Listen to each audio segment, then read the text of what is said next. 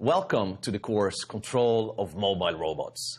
My name is Magnus Egerstedt and I'm a professor at Georgia Tech in the School of Electrical and Computer Engineering, and I am delighted to be able to deliver this course to you.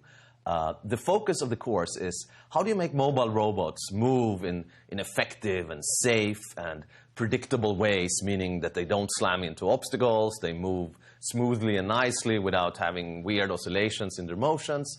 And the trick to achieving this is something called control theory. And this first module of the course is going to focus on controls and control theory and what it is and what the pieces are that you need to be able to actually control robots.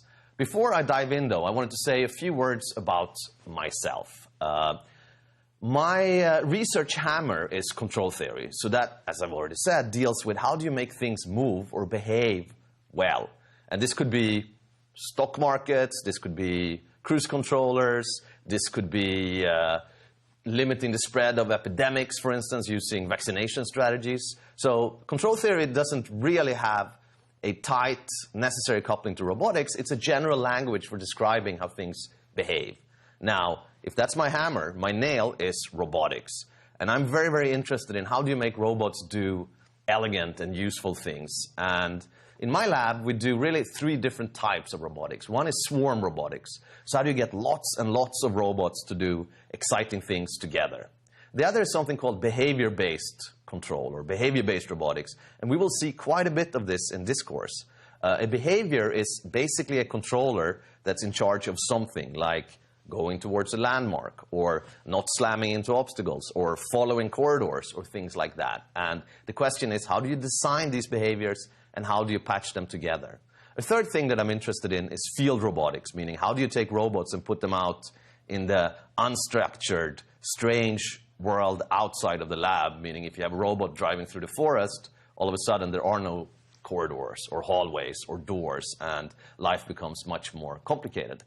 So before we start, I want to show a little video that came out of my lab a few years ago. So here, this is an example of swarm robotics. We have 15 robots that have been asked to spell GRITS. And GRITS stands for Georgia Robotics and Intelligent Systems. That's the robotics lab that I'm directing. And these robots have to figure out where they should go in the letter. They need to figure out how they should go there. And they need to figure out how to go there without slamming into each other. So what's going on there is control design at multiple levels of abstraction. One is the high level, where should you go? Then you have the lower level, which deals with, okay, I know where I want to be. How do I actually get there without driving into other robots, for instance? And as you can see, these robots with very limited information, meaning they don't really know where every other robot is, they figure out where they should go in this formation. And this video I like for multiple reasons. One is because there's a lot of control theory going on underneath the hood. And the second is you will be able to do this at the end of this course. So let's talk a little bit about the course. Control theory will play a key role, meaning how do you actually control systems? And this will be done decoupled from robotics. But then we're going to couple in the robotic applications by looking at robot models, because not all robots are the same. Some are hopping, some are slithering, some are rolling, some are flying, and different type of robots require different type of controllers. We're going to look in general at mobility, meaning how do you make the robots move? That's the main question we're interested in this course. And then we'll end with applications. So what can you actually use these robots for, and where do we need the kinds of solutions that we'll be going through in the course? I do want to say, though, that the course is not about artificial intelligence, which is the high-level planning, meaning what should the robots actually be doing? We're going to be dealing with the question of, well, they have already figured out what they should be doing. How should they be doing it? We're not going to deal much with perception, meaning how do we take computer vision data and actually turn it into something actable? Or how do we actually design perception algorithms? We're going to assume that someone else has done this, and we're going to act on the perceptual data that we already have. And it's not a mechanical engineering course, meaning we're not going to be building robots or dealing with different kinds of robotic designs. However, there is a slight little caveat to that, because we will indeed be looking at some hardware aspects of robotics. Here is a video from a course I taught on campus at Georgia Tech. And this is a robot that's running a lot of the things that we're learning in this course, meaning it's figuring out how to get to a landmark, in this case, a purple little tape mark on the floor, but it has to do it while avoiding obstacles. So it has to design different controllers for different situations. For instance, the left robot is not doing so well. The right robot here is doing even worse. It's slamming into things. But the point is that at the end of this course, you will be able to do this, hopefully better than what we're seeing right now, because the robots are all over the place. Here we're seeing some other instantiations of this. See how the robot is oscillating a little bit too much, but it is able to navigate the cardboard box. And, well, the right robot is driving into chairs. The other robot seems to be a little confused. So these are examples of robotic controllers that aren't perfectly tuned and perfectly designed.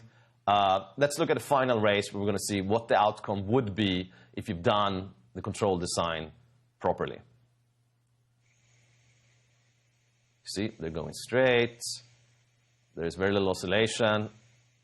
Well, one robot is oscillating, but the purple robot there seems to be doing really well, going quite straight. And this, in my mind, is a successful robotic control design.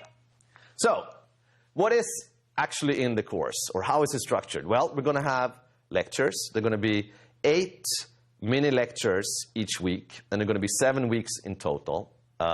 Each week will be capped by a quiz, and there will also be glue lectures, so lectures that are designed to glue what I do in my slides to the actual quizzes. And then, as a bonus, there will be additional material. This is not mandatory, but if you do it, your experience will no doubt be more enjoyable. First of all, we have a robotic simulator that we use in the lab called SimIam. It runs on MATLAB, and this will be part of the course, meaning you can do it if you want to. Few words, MATLAB is the programming environment we're using because this is one of the standards in the engineering world.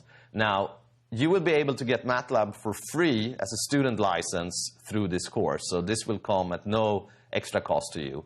But then we'll also map this onto a real hardware platform where, if you're interested, you build your own robot.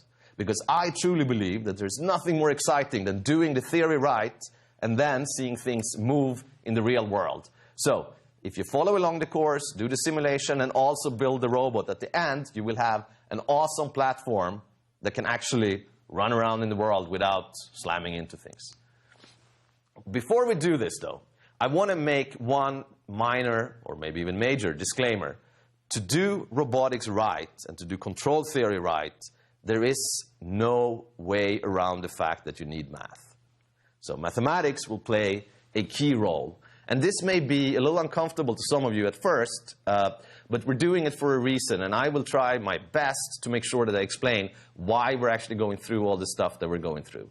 But things like linear algebra, matrices, and eigenvalues will show up. Differential equations will play a key role.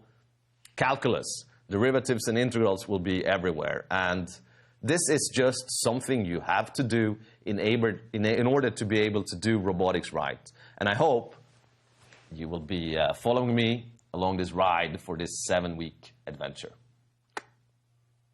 As a final note, before the actual course begins, let me take this opportunity to introduce the team behind the course. They are all graduate students in robotics and control theory here at Georgia Tech. And here is Smriti Chopra.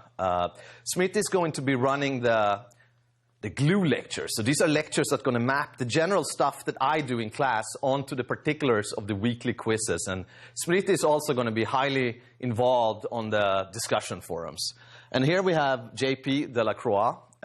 JP is going to be the master of ceremony when it comes to running the robotic experiments that we're sprinkling in throughout the course to highlight and stress particular key points. And JP is also the key force behind the optional simulation part of the course, and he will be running the weekly programming assignments. And here, lastly, is Roland O'Flaherty. And Roland is the hardware guy. He is going to show us how to build robots. And this will also be an optional weekly feature where we will be building platforms that at the end of the day we can implement and run our controllers and code on. And Roland tells me that he is actually going to produce a cooking show, but instead of baking bread, we will be baking robots.